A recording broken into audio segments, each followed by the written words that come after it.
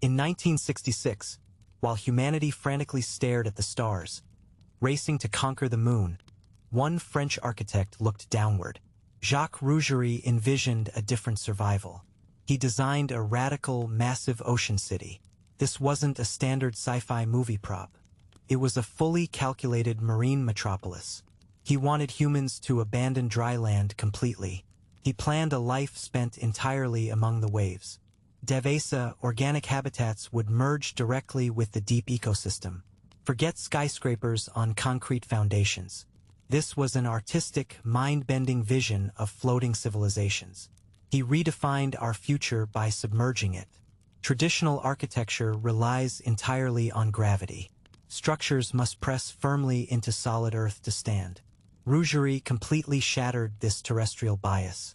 He based his entire structural engineering on Archimedes' principle of buoyancy. Buildings no longer fought gravity. Instead, they floated. They became dynamic, fluid systems flexing with the water. The ocean's upward force replaced stone foundations. Houses balanced dynamically within the currents. It was a complete paradigm shift for human habitation. This design was not just a static shelter. It was the world's first conceptual artificial ecosystem. Rougerie utilized deep biomimicry. He copied the exact morphology of marine organisms to resist underwater currents. The city was designed as a self-sustaining, closed-loop organism. It would generate its own electricity. It would produce food through advanced marine agriculture. It wasn't merely aesthetic. The architecture functioned exactly like a living, breathing biological entity. Rougerie looked at the vast sea differently. He rejected the old idea of a hostile surface to cross or exploit. He believed humanity must evolve into a new species. He coined the term Mérien, meaning sea human. These underwater cities were meant to birth an entirely new civilization. Human culture would adapt psychologically and physically to the deep. Our relationship with nature would change forever. Coexistence replaced terrestrial dominance. Forget fixed, indestructible concrete blocks. Rougerie designed the metropolis around flexible, modular cells. The entire urban layout could expand or contract based on immediate population needs. If a region became unsafe, modules detached. They could drift to new coordinates. The city became a living puzzle. It traveled across oceans, completely redefining the concept of permanent borders. True mobility replaced stagnant infrastructure. The project created a powerful alternative to the 1960s space age. Rougerie launched the inner space movement. He argued that exploring our own planet's depths was far more urgent than reaching Mars. The oceans cover 71% of the Earth. Why ignore it? He wanted to prove that humanity's destiny lay beneath the waves. It was a direct ideological challenge to the cosmic race. Rougerie completely rejected the idea of driving massive concrete pillars into the seabed. Permanent columns would destroy the marine environment. Instead, he designed the entire city as a giant, drifting island ship. He wanted to use nature as a primary motor. The oceans are filled with powerful, predictable underwater rivers like the Gulf Stream. Rougerie's modular habitats were designed to sit directly within these currents. The city would migrate across the globe naturally. It allowed the planet's existing forces to dictate its path. Human transit became entirely passive, eco-friendly, and harmonious. But what if the city needed to remain stationary? Rougerie anticipated this. He theorized an early version of dynamic positioning systems. This is the exact technology modern oil rigs use today.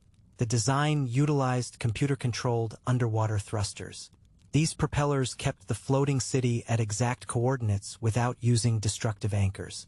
It hovered precisely in place against wild winds. On land, buildings must be rigid. Architects design skyscrapers to withstand violent storms through brute strength. In the ocean, that strategy fails. If a structure resists the waves, the sheer hydraulic pressure will tear it apart. Rougerie's solution was pure genius. He chose flexibility over resistance. Every neighborhood and capsule connected via heavy steel cables, hydraulic arms, and flexible bellows. When a massive wave struck, the city didn't push back. It fluidly changed shape. It rippled along the water's surface, letting the destructive energy pass right through. Furthermore, the city mimicked an iceberg. The absolute center of gravity remained deep underwater. The submerged mass acted as a giant stabilizer. No matter how violently the surface waves crashed, the underwater ballast kept the city perfectly upright. It functioned like a giant, unflippable toy. Stability was achieved through depth. How could thousands of people actually survive out there? Rougerie designed a brilliant mechanism powered entirely by the sea. He utilized ocean thermal energy conversion, known as OTEC. The ocean's surface is warmed by the sun, while the deep water is icy cold. Rougerie planned to generate continuous electricity by exploiting this extreme temperature differential. It was clean, infinite power. For food and survival, the city looked downward. The lower sections featured massive, hanging aquaculture farms and specialized kelp forests. These underwater agricultural fields served two critical purposes. First, they provided a steady harvest of fish and nutrient-rich seaweed for the population. Second, the massive kelp tarlalari generated a vital supply of fresh oxygen for the enclosed habitats. The city functioned as a living organism. Its architecture resembled jellyfish, manta rays, and microorganisms. It didn't fight the sea. It became the sea. The first question people ask is simple. How could giant glass domes withstand ocean pressure? At great depths, water pressure crushes flat surfaces. Rougerie completely avoided using flat glass. He designed spherical, hydrodynamic domes instead. Spherical geometry distributed immense pressure equally across surfaces. He paired these forms with thick acrylic glass. This material evolved rapidly during the mid-1960s. Double-walled acrylic shells provided crucial safety barriers.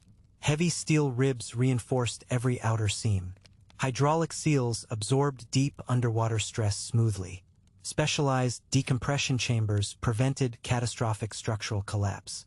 These airlocks balanced internal and external atmospheric pressures. It was safe, calculated, and structurally sound.